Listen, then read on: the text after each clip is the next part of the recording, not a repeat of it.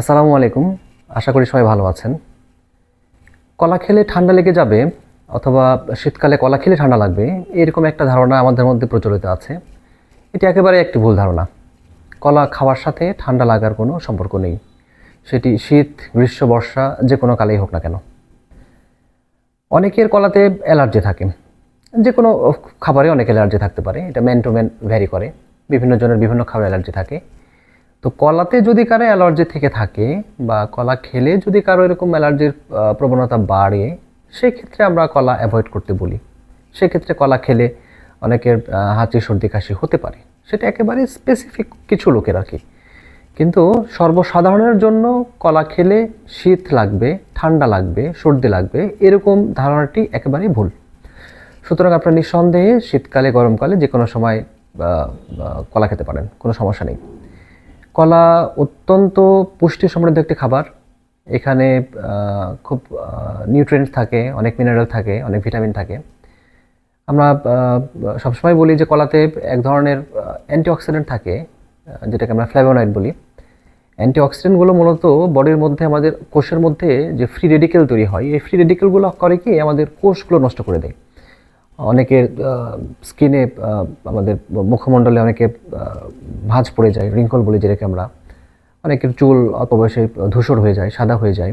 তো এই যে ফ্রি রেডিকেলগুলা, এই ফ্ল্যাভোনয়েড অ্যান্টিঅক্সিডেন্ট কলায় থাকার কারণে এই কলা এই ফ্রি রেডিকেলগুলোকে কোষ থেকে বের করে দিতে সাহায্য করে।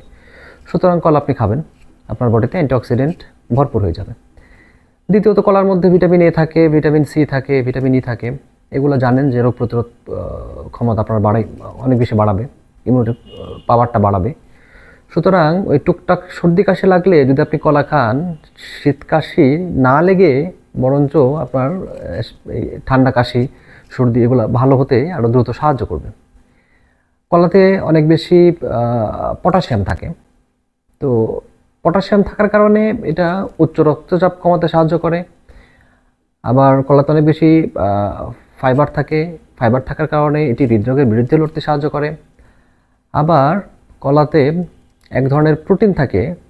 এই প্রোটিনটা কিছু ব্লাড ক্যান্সার, লিউকোমিয়া নামক এক ধরনের ব্লাড ক্যান্সার আছে, যেটার বিরুদ্ধে লড়তে সাহায্য করে। লেকটিন নামক এক ধরনের প্রোটিন থাকার কারণে আর কি।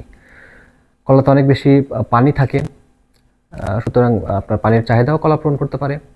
আবার কলা যেহেতু খুব লো গ্লাইসেমিক খাবার, লো গ্লাইসেমিক খাবার মানে হলো আমরা যে কোনো খাবারকেই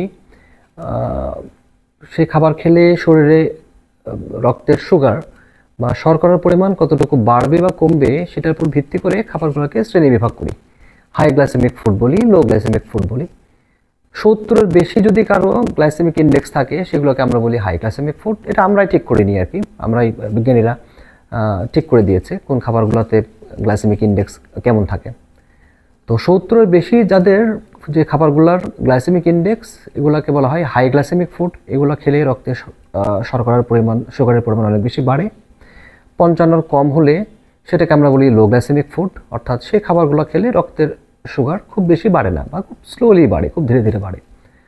তো কলাতে আমরা জানি যে গ্লাইসেমিক ইন্ডেক্স 42 থেকে সর্বোচ্চ 62, অর্থাৎ খুব বেশি পাকা কলা বা খুব বেশি মিষ্টি কলা হলে এটা 62 হতে পারে। নর্মালি সাধারণ যে কলাগুলো আছে এগুলো 42-62 এভারেজ করলে 50, অর্থাৎ 55-এর নিচে, তাহলে কলা একটা লো গ্লাইসেমিক ফুড। সুতরাং ডায়াবেটিসের রোগীরাও নিঃসন্দেহে কলা খেতে পারবেন। আবার যাদের কোষ্ঠকাঠিন্য হয়, মলশক্ত হয়, এরা কলা খেলে এদের পেট পরিষ্কার হবে, কারণ যেহেতু কলাতে অনেক বেশি ফাইবার থাকে, এটা মল নরম করতে সাহায্য করে, বিশেষ করে পাকা কলা। কাঁচা কলা আবার ঠিক উল্টোটা। আপনার একটু ডায়রিয়া হয়েছে, আপনি একটু কাঁচা কলা খেলেন, আপনার মল একটু শক্ত করতে সাহায্য করবে। সব দিক থেকে চিন্তা করে দেখলে কলা একটি অত্যন্ত পুষ্টিকর খাবার। একটা খারাপ গুণ যদি কলার থেকে থাকে, সেটা হলো কলা যেহেতু অত্যাধিক পটাশিয়ামযুক্ত খাবার, পটাশিয়াম বেশি থাকে, সুতরাং যে রোগগুলোতে শরীরে পটাশিয়াম বাড়ে সেই রোগগুলোর ক্ষেত্রে আমরা কলা খেতে নিষেধ করি।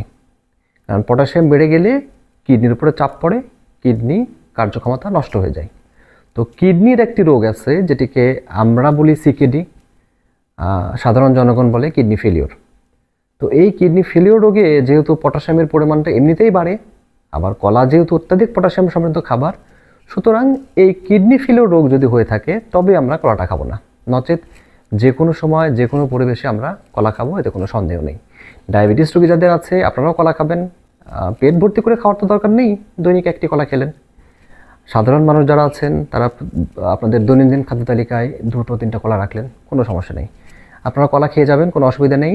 কলা খেলে ঠান্ডা লাগবে না, সর্দি লাগবে না, এই ভুল ধারণাটুকু দূর করে ফেলবেন। ধন্যবাদ সবাইকে। আসসালামু আলাইকুম।